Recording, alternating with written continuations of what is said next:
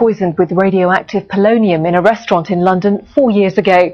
Moscow has refused to extradite the former Russian agent who Britain accuses of killing Litvinenko. This latest cable records details of a secret meeting between a former CIA bureau chief and an ex-KGB spy, in which Moscow denied involvement in his death.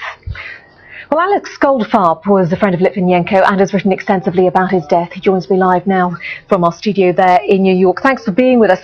What do you make of this latest claim that Russia was in fact tracking Litvinenko's killers and only stopped doing so when it was warned off by Britain?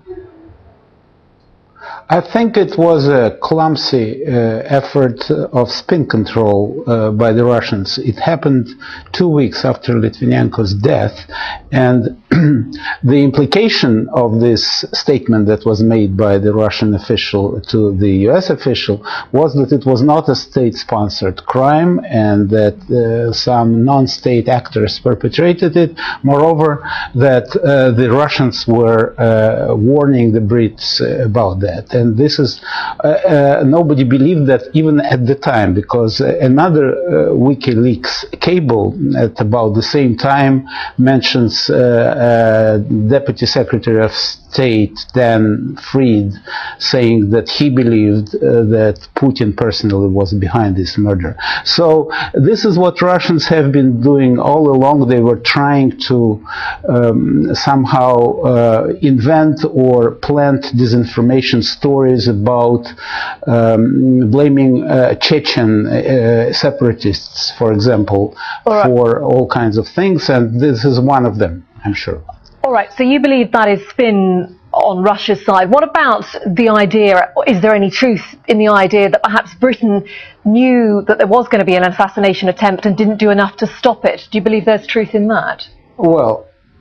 Well, I think it's pure nonsense. First of all, the statement released on Wikileaks yesterday was not about warning about assassination, but the statement essentially said that the Russians were watching some people involved in transportation of radioactive material and warned the Brits about that without mentioning Litvinenko. So, and as I said, it might be a pure, if it even happened, it might be a pure coincidence, and the Russians, and the whole purpose of this exercise, of this conversation, was to move the blame from the Russian state, which, as we know now, was behind Litvinenko's murder, to some sort of a let's say, Islamic terrorists. At the time of Litvinenko's murder, of course, there was a big rift that opened up between London and Moscow. Do you think the fact that there's been the release of this WikiLeaks cable is going to do anything to open up that rift again, or is it something that both countries just want to forget about? I think that both countries are trying to various extents forget about it, but at the same time it's a criminal investigation of a murder and of a terrorist attack involving nuclear material. So even for legal reasons it cannot be forgotten, and I'm sure that it will continue. And on the other hand, I don't think we can expect the resolution of this case as long as Mr. Putin is in control in Russia, because as everybody believes, and as WikiLeaks confirms that even the United States officials believe, Putin is personally behind this murder.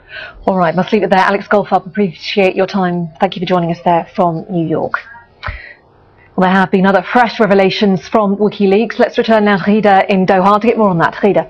Thanks very much, Felicity. The revelations keep coming. WikiLeaks has now published a document showing the US and New Zealand resumed full military and intelligence ties in August last year, but kept it secret. Now, the longtime allies fell out in the 1980s because of New Zealand's anti-nuclear stance.